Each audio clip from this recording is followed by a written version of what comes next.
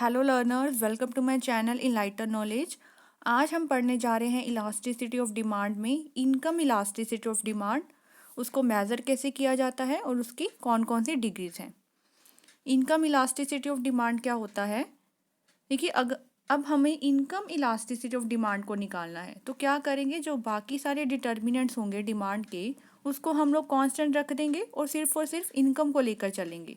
Like price जो commodity का है, रिलेटेड गुड्स का प्राइस है, उन सभी को कांस्टेंट रखेंगे और सिर्फ इनकम का इफेक्ट देखेंगे अपनी क्वांटिटी डिमांडेड में। तो इसको कैसे डोनेट किया जाता है कि percentage change in quantity demanded में क्या चेंज आ रहा है परसेंटेज में मेज़र करते हैं, और किसके चेंज आने से, इनकम के चेंज आने से, मतलब इनकम में चेंज आने से हमारी क्वांटिटी डिमांडेड में कितना चेंज आ रहा है उसको हम लोग इनकम इलास्टिसिटी ऑफ डिमांड का नाम देते हैं।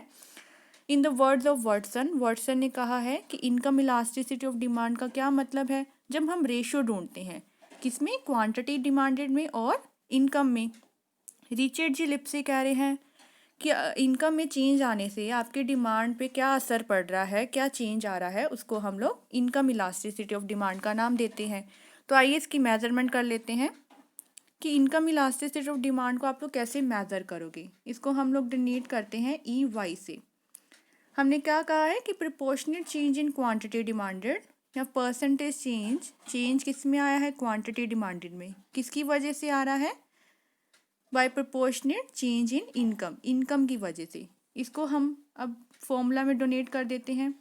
क्या बन जाएगा, चेंज डेल्टा क्यू चेंज है डिवाइडेड बाय इनिशियल क्वांटिटी, और यहाँ पे आ जाएगा change in income by initial income. बस इसको आप ऊपर ले जाइए, delta q over q into क्या आ जाएगा, वाई ओवर डेल्टा वाई। ये हमारा फॉर्मूला क्या बना, y over q into delta q over delta Y.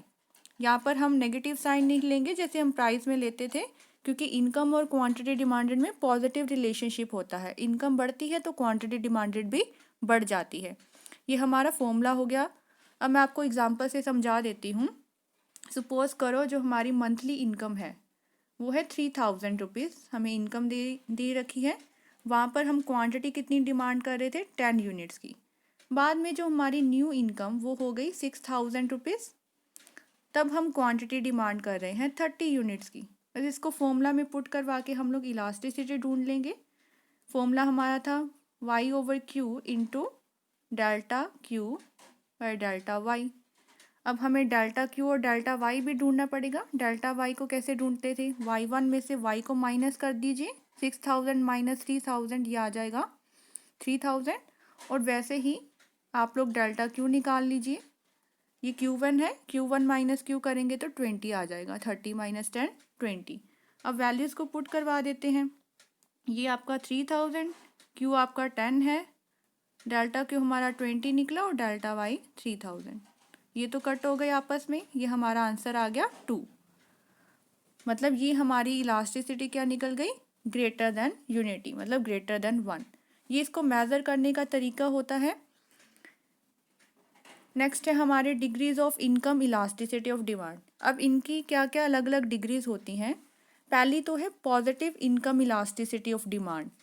देखिए, पॉजिटिव भी होती है, नेगेटिव भी होती है और ज़ीरो भी होती है। पॉजिटिव का मतलब यही है कि जो हमारी इनकम इलास्टिसिटी एक डिमांड है गुड की वो पॉजिटिव होती है। मतलब इनकम बढ़ने से क्या है, हमारी क्वांटिटी डिमांडेड भी बढ़ जाती है। अगर हम इसको ग्राफ में प्लॉट करते हैं, यहाँ पे क्वांटिटी है और यहाँ पे हमारी इनकम है, तो क्या आएगा, ये आपकी अपवर्ड स्लोपिंग कर्व बनेगी। अगर आपकी इनकम इतनी थी पहले, आप क्वांटिटी इतनी ले रहे थे, इनकम बढ़ गई है, y1 हो गई है, देखिए इनकम बढ़ी तो आपकी क्या है, यहाँ पर क्वांटिटी भी बढ़ जाती है, इसीलिए ये क्या होती है, पॉजिटिव स्लोपिंग। ये है डिमांड ऑफ इनकम। ये हमारा क्या है, पॉजिटिव स्लोपिंग कर्व बनती है, इसलिए हम लोग इसमें कहते हैं कि इनकम इलास्टिसिटी ऑफ डिमांड इसमें पॉजिटिव होती है। अब पॉजिटिव तो हमने पढ़ लिया।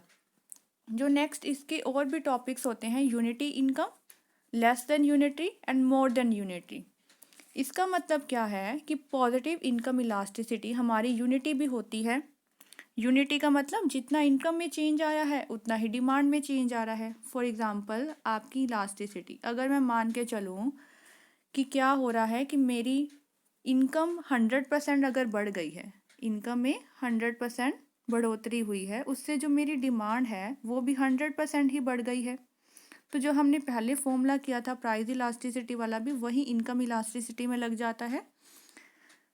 क्या आ जाएगा यहाँ पे 100 डिवाइडेड बाय 100, मतलब क्वांटिटी डिमांडेड ऊपर, नीचे आपकी इनकम आएगी 100% और आपकी आंसर क्या निकल गया 1।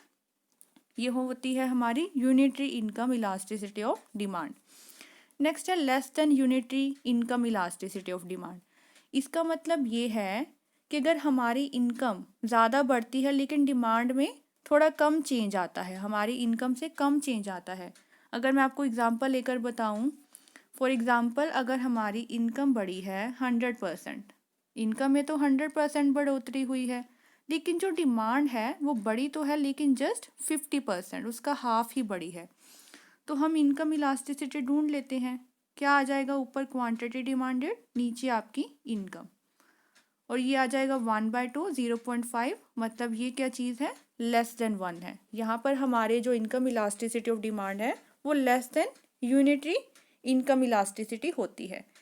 Last is more than unitary income elasticity. अब इसका मतलब ये है, फॉर एग्जांपल हमारी इनकम बढ़ी है 100%, लेकिन डिमांड क्या है, उससे ज़्यादा बढ़ रही है। 100 से कुछ भी ज़्यादा मान सकते हो आप, 150, 200, 300, कुछ भी। सपोज करो हमारी डिमांड 200 बढ़ी है, तो यहाँ पे अब इनकम इलास्टिसिटी अगर हम लोग ढूंढेंगे तो ऊपर 200 आ जाएगा, नीचे 100, मतलब 2, और 2 क्या है, ग्रेटर देन 1। इसका मतलब हमारी इनकम इलास्टिसिटी क्या निकली है, मोर देन यूनिटरी। 3 भागों में इसको बांटते हैं, unitary, less than unitary and more than unitary. Next है हमारे पास negative income elasticity of demand.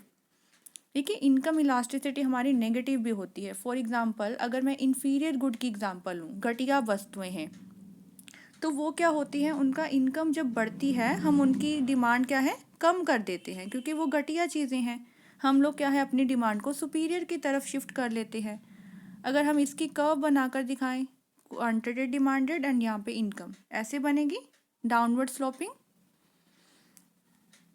ये हमारी डाउनवर्ड स्लोपिंग। फॉर एग्जांपल हमारी इनकम पहले इतनी थी, क्वांटिटी आप इतनी ले रहे थे, इनकम बढ़ गई, इनकम हमारी बढ़ी तो इन्फीरियर गुड्स की क्वांटिटी को कम कर दिया गया। ये हमारी कर्व क्या बनेगी, डाउनवर्ड स्लोपिंग कर्व बनती है इसमें। ये वही बताना चाह रहे हैं कि इनकम अगर हमारी इंक्रीज हो जाती है, इन गुड्स को हम लोग कम खरीदना शुरू कर देते हैं, इसी वजह से इनकी जो कर्व है वो नेगेटिव स्लोपिंग बन जाती है। जो लास्ट है वो है zero income elasticity of demand. इसका मतलब ये होता है कि इनकम इलास्टिसिटी हमारी ज़ीरो हो जाती है। फॉर एग्ज़ाम्पल ये हमने लिया है, प्लॉट करवा देते हैं कर्व्स में। अगर हमारी इनकम बढ़ती है तो इसका मतलब इनकम बढ़े या कम हो, हमारी जो डिमांड है उस पर कोई भी इफ़ेक्ट नहीं पड़ रहा है, हमारी डिमांड वहीं के वहीं खड़ी है। अगर यहाँ पे क्वांटिटी ले रहे हो, सपोज करो ये ऐसे बनेगी। देखिए इनकम हमारी क्या है, 5, 10, 15 बढ़ रही है, लेकिन हमारी जो क्वांटिटी डिमांडेड है वो तो वहीं की वहीं खड़ी है। फॉर एग्जांपल 4 यूनिट्स ले रहे थे, तो इनकम भले बढ़ती जा रही है या कम हो रही है, आपने जो क्वांटिटी डिमांडेड है वो आपकी कांस्टेंट है। इसे हम लोग कहते हैं कि इनकम का आपकी डिमांड पे कोई भी असर नहीं पड़ रहा है, तो वहाँ पे इलास्टिसिटी क्या हो जाएगी, ज़ीरो हो जाएगी। तो ये हमारा टॉपिक कंप्लीट हो चुका है, इनकम इलास्टिसिटी ऑफ डिमांड। अगर वीडियो पसंद आई हो इस चैनल को ज़रूर सब्सक्राइब कीजिए, like share and comment and press the bell icon, ताकि हर वीडियो की नोटिफिकेशन आपको टाइम टू टाइम मिलती रहे। Thank you.